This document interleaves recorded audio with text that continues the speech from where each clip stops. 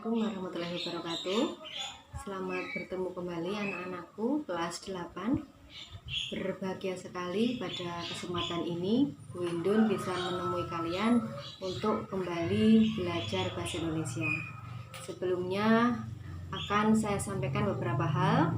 Yang pertama, bahwa kelas 8 ini insya Allah kalian akan belajar bahasa Indonesia bersama saya, Indun Astiani. Kemudian buku yang kita pergunakan adalah ini nanti sebagai pegangan kita. Selain sumber belajar yang lain, ada internet, video, televisi, dan lain sebagainya. Dan yang berikutnya KKM. Jadi KKM di kelas 8 ini untuk bahasa Indonesia 70. Jadi Bu Indun harapkan kalian dapat mencapai nilai 70, minimal 70 untuk mencapai ketuntasan belajar kalian. Baik anak-anakku, pada pertemuan kali ini kita akan belajar tentang teks berita, bagian unsur-unsur teks berita. Jadi tujuannya nanti setelah kalian belajar bersama, kalian bisa menjelaskan pengertian unsur-unsur berita, dan yang kedua kalian juga mampu menentukan unsur-unsur dalam teks berita. Bu Indun yakin ketika kalian belajar di rumah seperti sekarang ini, banyak aktivitas lebih yang kalian lakukan.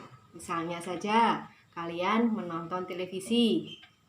Ada yang setiap hari hanya menonton televisi, tunjuk jari.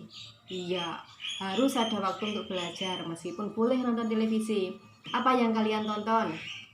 Mungkin ada yang menonton Doraemon, mungkin ada yang menonton Tayo, ya.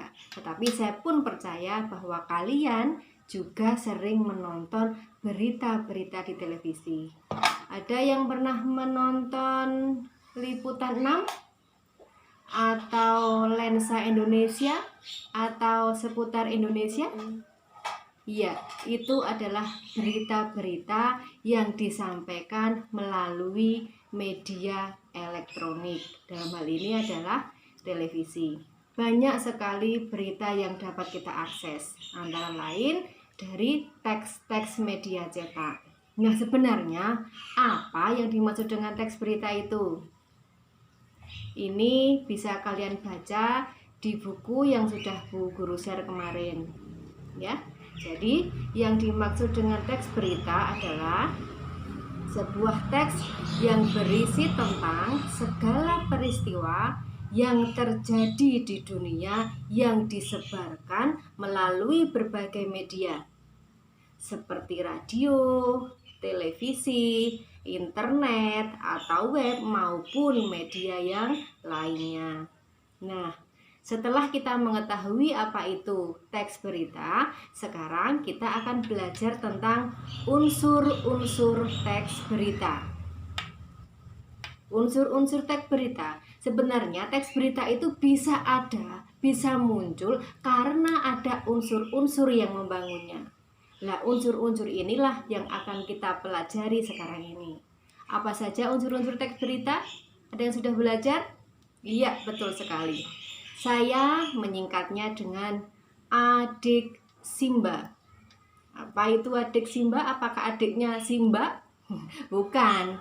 Adik Simba adalah A. Apa? Apa isi berita? Di mana apa tadi terjadi? K. Kapan peristiwa apa itu terjadi? Siapa yang terlibat dalam peristiwa apa tadi? M. Mengapa bisa terjadi apa atau peristiwa terjadi itu? Bagaimana peristiwa dalam apa tadi bisa terjadi? Gitu ya. Dan yang harus kalian pahami bahwa sebuah teks berita, urutan unsur-unsur teks beritanya tidak selalu adik Simba.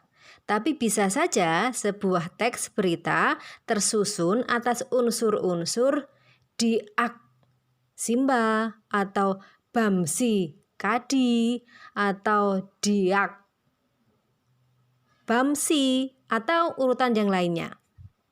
Ya, jadi sekali lagi, unsur-unsur teks berita adalah adik Simba. Apa, di mana, kapan, siapa, mengapa, bagaimana. Jadi ada berapa unsur? Iya betul, ada 6.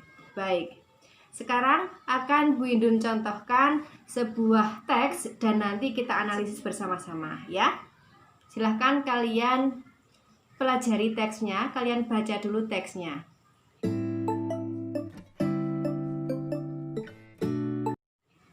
Baik, setelah kalian membaca teksnya, akan kita telaah bersama-sama unsurnya dari teks berita tadi.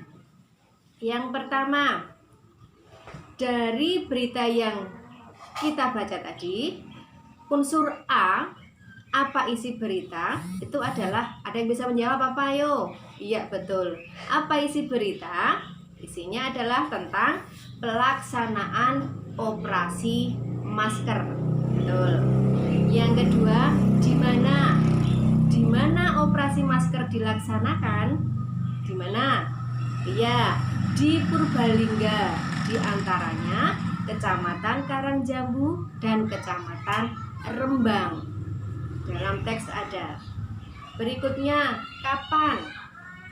Kapan operasi masker dilaksanakan? Di teks kita cari. Oh, yang menunjukkan waktu. Oh, selama 18 hari, dimulai sejak Senin 6 Juli 2020.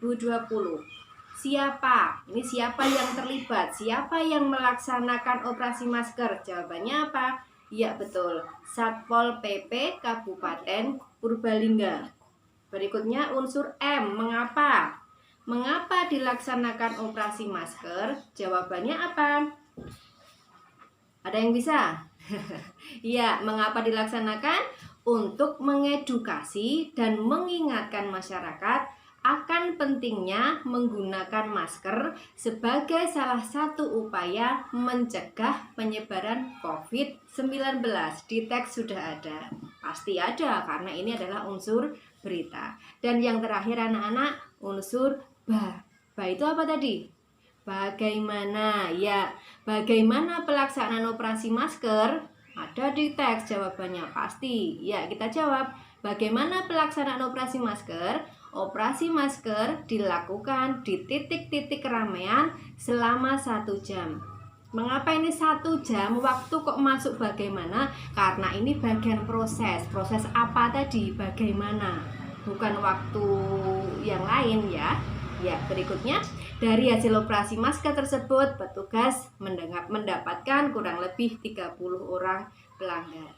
Jadi anak-anak, itu tadi adalah contoh menelaah unsur-unsur teks berita.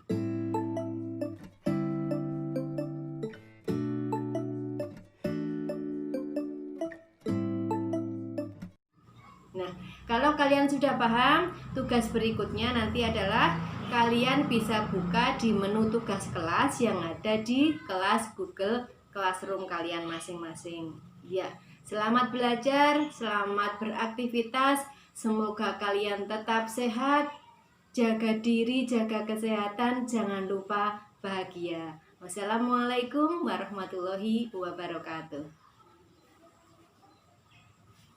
Dengan membaca banyak berita, kita akan menjelajah ke banyak negara.